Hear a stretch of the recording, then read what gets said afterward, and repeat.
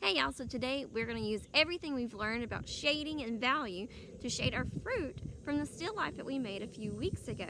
So continue watching this video to learn how to shade your fruit. So you may need to refer back to this assignment, and I will link it in my virtual classroom so it's easy for you to click on. Now remember, your highlight and your tint should be on the same side as your light source, and your shadow is on the opposite side, or the side farthest away from your light source. Also remember, if you have two objects together, the object in front may cast a shadow on the object in the back. If for some reason you didn't do your still life project or you can't access your old artwork, take a screenshot of the template I have provided for you in Seesaw. Then go into Sketches School, upload your old artwork or the screenshot you have just taken of your template. So we're going to do this very similar to the way we shaded the spheres in the previous week. I like to use the paint roller tool, and I'm going to use a darker color than what I originally used, not the same color. I am also going to double click on my paint roller tool and make sure I'm on the middle square or the medium amount of color. Then we're going to zoom in. We are pretending that our light source is coming from the top left corner, and so our shadows are going to be on the opposite side. Notice our shadows will not dip down below the bowl because we can't see what is inside of the bowl. I'm going to create a few layers of shadow that curve with the apple. They almost look like crescent shapes that have been cut off. Notice that my shadows have accidentally covered up my stem and my leaf, so I'm going to use my eraser on the smallest setting and go back and erase where my shadows went over my stem and my leaf, because they would be in front of the apple. Next, we need to go in and add our highlights. So I'm going to scroll down and choose a white color and go back to my paint roller tool. Then I'm going to draw some jelly bean shaped highlights on the side of my apple closest to the light source. If you want to make your drawing look a little bit more natural, you can choose the smudge tool and carefully blend your shadows and your highlights together. Remember, do not blend too much. You only need a little bit. And if you accidentally go outside the lines or over the top of the bowl, that is okay. You can always go back in with your eraser tool and erase.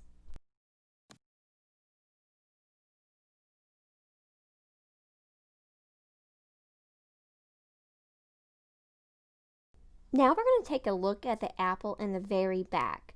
This apple will have the most shadows on it because it is behind the other two apples, and the first two apples are casting a shadow in the one on the back. Notice there is not a darker red for this apple, so you could choose a dark brown or a black if you don't have a darker color available. I'm still ignoring my stem and my leaf right now, and I'm just drawing in the shadows from the apples in the front and the overall shadow on the whole apple. When I am done drawing in my shadows, then I can go back and erase where I went over top of the stem and the leaf.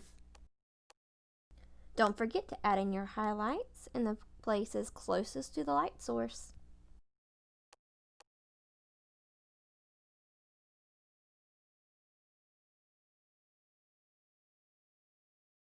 So now we only have one apple left. You could shade this one the exact same way you shaded the others, but if you want a little bit of a challenge, you can try to shade the humps like I did. Notice each hump will have a little bit of a shadow and will have a little bit of a highlight.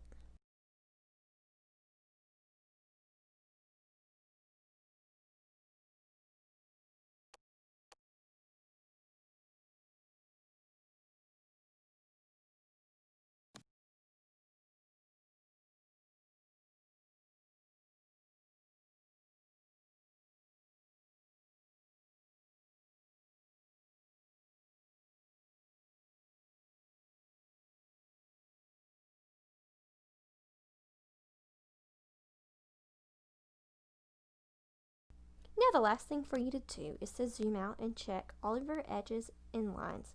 So use the eraser tool and erase any part of your highlights or shadows that got onto the bowl or into your background, and your picture is done. Now if you would like to have fun shading the bowl or the table Or if you would like to see if your artwork appears in the artist spotlight at the end of this video, continue watching. If not, you can just skip.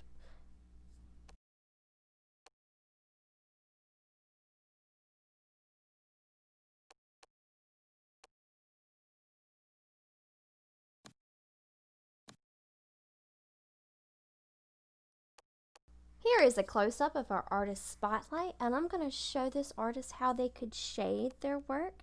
For every piece of fruit that you have in your bowl, you must give it a highlight and a shadow. You don't have to be super detailed, but it must have at least one highlight and one shadow.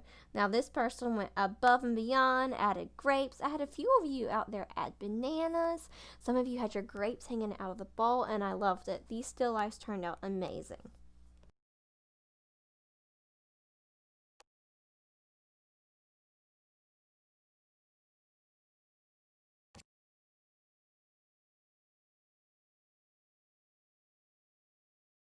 Please let me know if you have any questions, and happy shading!